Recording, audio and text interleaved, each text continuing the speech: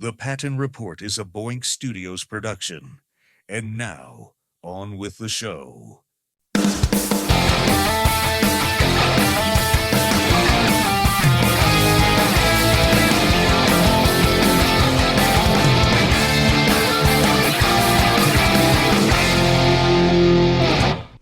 When you're a kid growing up, video games are promises, a cool box, a character you like, a commercial that tells you this one is going to be different. And sometimes those promises are lies. Not small lies, but life altering, trust destroying lies that teach you at age 9 or 10 that adults will sell you absolute garbage if you don't know anything. Or don't know any better, I should say. Tonight on the Patton Report, I want to talk to you about the worst games I played growing up. Not just the games that were bad, but games that felt personally insulting. Games that made you wonder if anyone involved had ever played a video game before. These are canonically hated, critically destroyed, and in some cases historically important because they taught an entire generation what not to do. And we're going to lead off with one that almost everyone I know is aware of. The Kung Fu game based on Big Man Diesel himself, Shaq Fu. Shaq Fu exists because the 90s were absolutely drunk and would create an IP on anything, and Shaq being one of those things who starred in superhero movies and commercials and put out rap albums and pretty much anything you could think of Shaq was doing, and still to some extent does today. It was developed by Delphine Software and published by EA. Shaq Fu was built on the idea that Shaquille O'Neal was big and famous enough to sell anything. And to some extent, it's true. He was. He was not important enough for them to create a good video game, unfortunately, but that can be the case in a lot of things. Controls were very, very stiff. Hit detection barely existed. Every character kind of felt unfinished, but it did sell anyways because Shaq was everywhere. Once again, movies, music, endorsements, commercials. This game taught publishers that quality doesn't matter if the name is big enough, which is very unfortunate. And in fact, this game still exists. I remember picking this game up as a kid from Fox Video, which was a local video rental place for me, and being excited as someone who liked Shaq, who didn't like Shaq back then, right? And putting this thing in and playing it and attempting to play it and immediately hating a decision that I was going to be stuck with for the entire weekend, which is how these things usually go. And unfortunately, it's the first game I wanted to talk about on this list, which leads us into our next, Bubsy 3D. Bubsy 3D is what happens when a mascot looks at Mario 64 and says, yeah, I think we can do that, with no proof.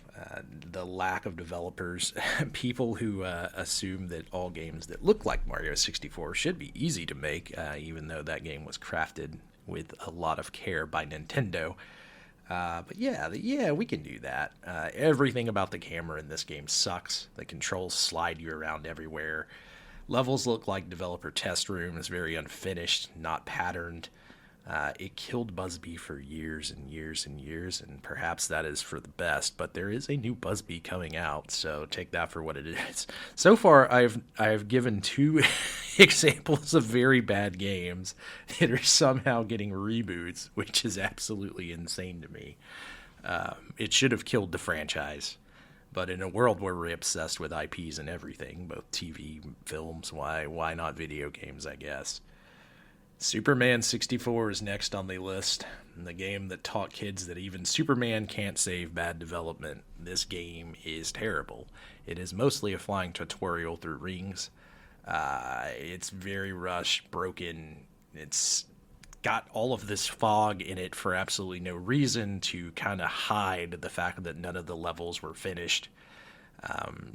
You have these stupid ring flying missions that were just absolutely not challenges, but kind of annoyances because they couldn't put out a finished action RPG game. I don't know that they've made a Superman game since this, but I would be very, very hesitant on playing it, even if they did, because of this game. It is one of those ones, like I noted, kind of broke my trust in video games. that takes us to another one in a character that I really loved growing up, which is Sonic 06. Sonic 06 is a weird one in which it's not really a bad game. It's more of like a brand injury based on what they decided a Sonic game should be moving forward. When in reality, what people want out of a Sonic game is to run right really, really fast and jump over stuff. This becomes more of an action RPG. There were lots of bugs in the game, tons of loading screens, lots of broken physics, and a story where Sonic falls in love with a real person, which is kind of weird. It's just kind of crazy. The word spread on this one. You can see many, many videos of people attempting to play through this nightmare of a Sonic game. The loading screens are probably one of the biggest things about this particular one, but it's a rough play, not one that I would recommend for anyone out there, and definitely one that will make you question if you ever really loved Sonic or not, or if you should have been on the plumber side this entire time. Maybe we should have all just stuck with Mario. But no, all kidding aside, Sonic 06 is something that I wouldn't wish on my worst enemies. I know that there's modded versions out there. If you do want to play this game a little less broken and buggy, through emulation, you might be able to make that happen, but then at the end of the day, why would you want to play Sonic 06? There's a lot of other better games out there. And this is coming from someone who does enjoy Sonic and likes the character. So, steer clear. Another one that was teased on Monday Night Raw by good old Jim Ross, who famously said, you gotta love the glove, and that is Glover. Glover, much like Bugsby, is just very punished by the cameras for the most part. It's kind of a neat idea with very awful executions. You had some super overly sensitive controls, very punishing difficulty spikes from like level 1 to level 4, and just not bad enough to laugh at. It's like something that kind of wanted to be a B horror film, but really wasn't. Just like, hey, let's make that funny thing. It's just kind of bad enough to ruin your day. You know, not bad enough for you to be like, this is broken in such a way it's hilarious.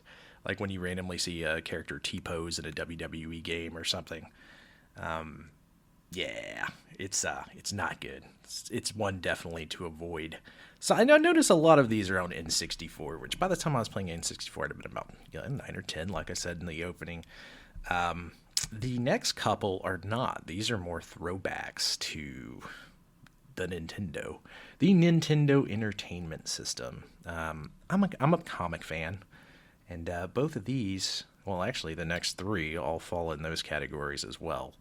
Nintendo had a huge problem with any kind of licensed games. Some of that is that they were just handed off to other development companies that were actually tell companies or toy companies, such as LJN, for instance. And insert any kind of angry video game nerd spiel about LJN here. But realistically, those companies would outsource these to development teams, some smaller, and you would get things like the Silver Surfer. Silver Surfer is a game in which you're not meant to ever win, from what I can tell.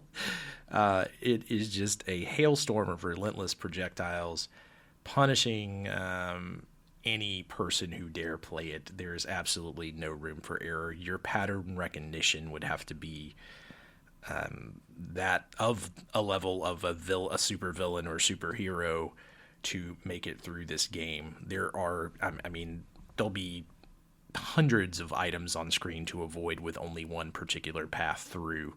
In any slight mistake, you're going to get this terrible game over music with Silver Surfer crying on his surfboard, which feels really, really bad for a game that would have been aimed at, kids and teenagers during the time. I've never seen anyone get past like level 2 on this game, except for with the, via YouTube, but any of my friends that would have been playing this game with me as a kid at 5 or 6, it was, this is another one of those ones. It's like, oh man, 2 days of this now, because you're going to keep playing it because it's your rented game. And it's awful. This is probably the worst game on this list. Well, maybe second worst game on this list, but it is pretty terrible in a way that's kind of hard for me to put into words. The next is very similar, which is the Uncanny X-Men. There's not really any true direction. It is a game that you can get through. Terrible, terrible sound design in this game. Very cryptic objectives as far as like what you're supposed to do to beat the game. But it is one that you can get through if you love the X-Men enough, and I have beaten that game. It is the worst X-Men game I've ever played. I will say that. So there are way better X-Men games out there to play. And yeah, that would be my suggestion for that. The next is Batman Forever, which once again is another, similar to Uncanny X-Men, is a beat 'em up that forgot what beat 'em ups are. You know, it looked at something like Streets of Rage and was like, yeah, I don't think we need to do that. We don't want people to have fun. Very big, sprawling, kind of maze-esque levels. Very, very, very bad controls and enemies that exist only to really annoy you, but not ever threaten the death of your character, which makes them seem kind of unnecessary in the game to begin with. But they exist, and they're there. It's awful.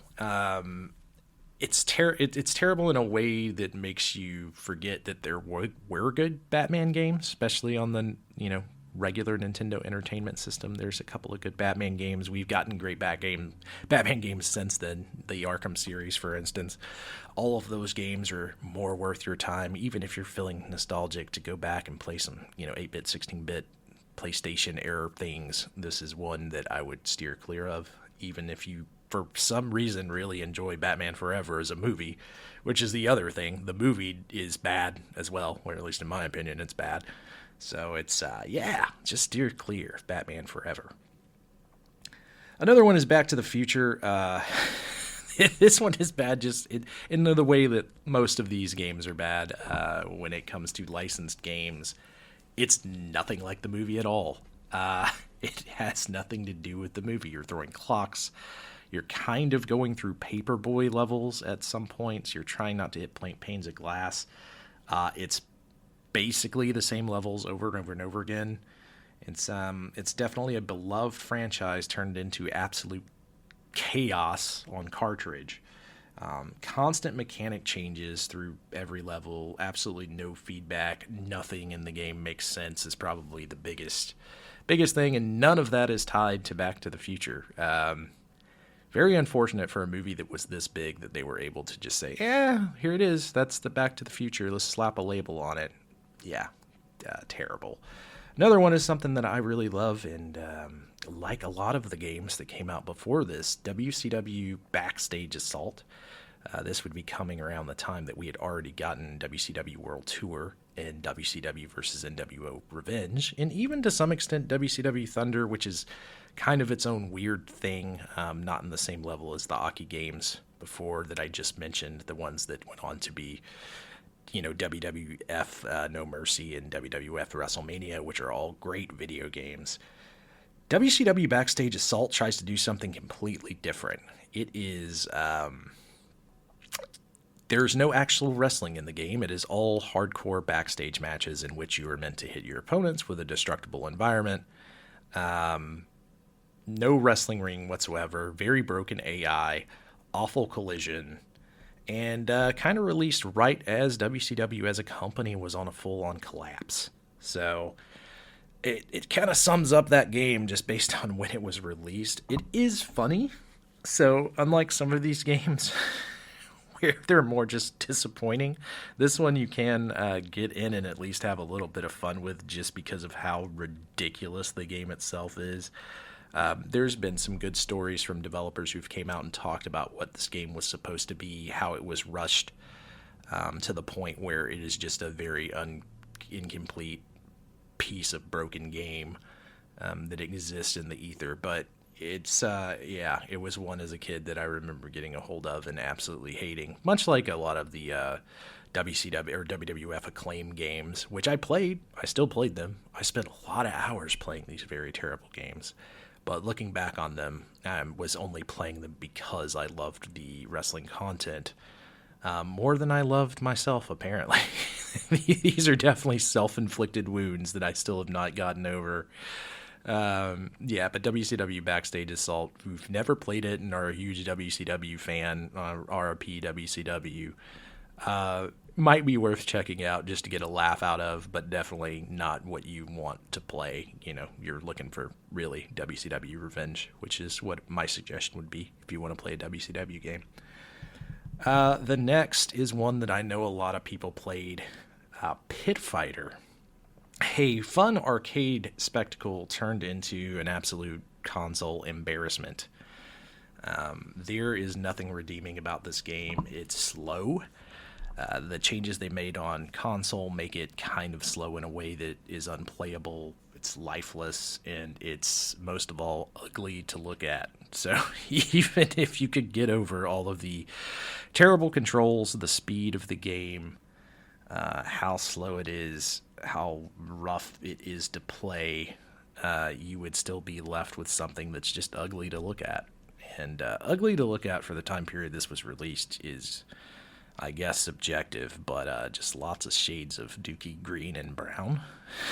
Like he ate too much Taco Bell and then happened to look down before he flushed the toilet. That's how I would describe the color palette of Pit Fighter. And yeah, terrible game.